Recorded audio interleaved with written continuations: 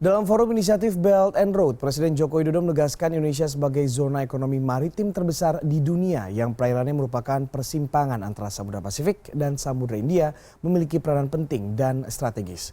Presiden Joko Widodo menekankan konektivitas secara global sehingga bisa memberikan dampak yang konkret untuk masyarakat. Berikut wawancara Nesya Megawati dan Menteri Luar Negeri Retno Marsudi di Beijing, Tiongkok.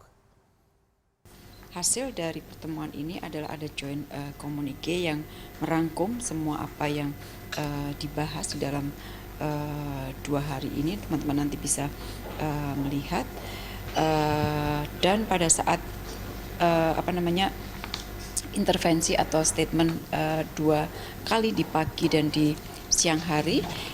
Yang di pagi hari Presiden menyampaikan antara lain mengenai masalah ada 2 hal, yaitu mengenai masalah peran bisnis di dalam konteks Belt and Road ini dan juga bagaimana Indonesia dan ASEAN dapat memberikan kontribusi di dalam inisiatif Belt and Road ini. Nah, Presiden melihat dari sisi bahwa di dalam beberapa tahun ini satu hal yang menonjol adalah bangkitnya kelompok menengah. Nah, kelompok menengah itu kebangkitannya dinilai cukup signifikan, cukup historik, dan perkembangan ini juga menginspire munculnya kelompok menengah ini juga menginspire negara-negara yang ada di jalur Belt and Road, sehingga kalau kemudian terjadi atau dilakukan industrialisasi maka akan berakibat juga pada masalah pengentasan kemiskinan. Nah, pada saat kita bicara mengenai masalah industrialisasi yang dapat mengentaskan kemiskinan, pasti industrialisasi itu perlu bahan-bahan. Kan ada chain dalam kerja industri itu kan ada chainnya. Nah, Indonesia dalam hal ini kita memiliki keunggulan-keunggulan, kita memiliki potensi yang dapat dikerjasamakan, dan dengan potensi itu posisi Indonesia cukup kuat. Jadi intinya di sesi pertama mengenai policy itu yang disampaikan Presiden, sementara yang di sesi yang ketiga di sore hari mengenai masalah connectivity, Presiden menyampaikan bahwa sebagai negara kepulauan yang terbesar dengan 17.000 pulau dan sebagainya, maka yang diperlukan adalah connectivity. Yang diperlukan adalah pembangunan infrastruktur. Nah, Presiden mengambil satu kebijakan untuk mengurangi subsidi BBM.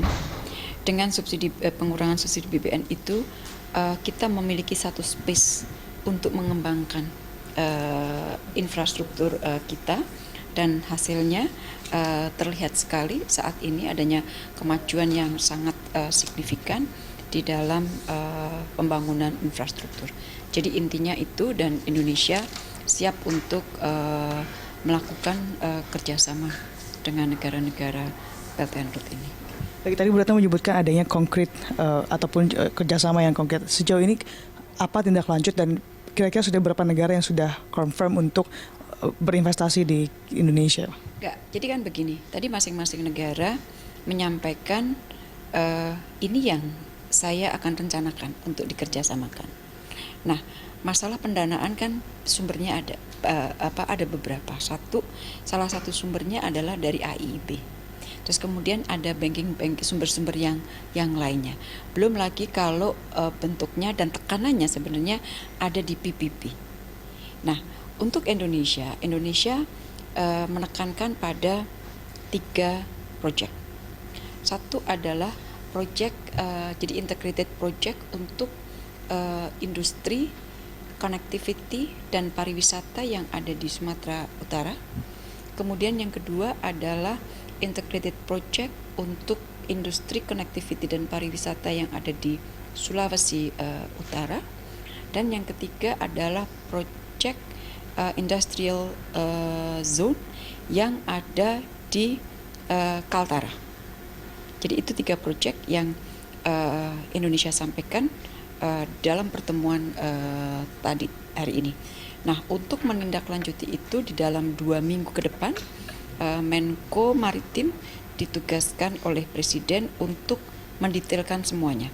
Detailnya sudah ada semua. Jadi detail untuk yang Sumatera Utara dan Sulawesi Utara sudah ada. Itu adalah gabungan perencanaan antara Kementerian BUMN dengan Kementerian Perhubungan. Sementara yang ada di Kaltara itu yang menyiapkan adalah Kementerian Perindustrian, tentunya bekerja sama dengan kementerian-kementerian lain. Jadi setiap kita membuat satu konsep, sekarang Presiden menginginkan bahwa semua konsep itu sifatnya adalah integrated. Jadi ketiga menteri itu sudah menyiapkan, tetapi untuk lebih detailnya Pak Luhut akan 2 minggu lagi akan datang, tentunya akan didampingi oleh menteri-menteri teknis terkait.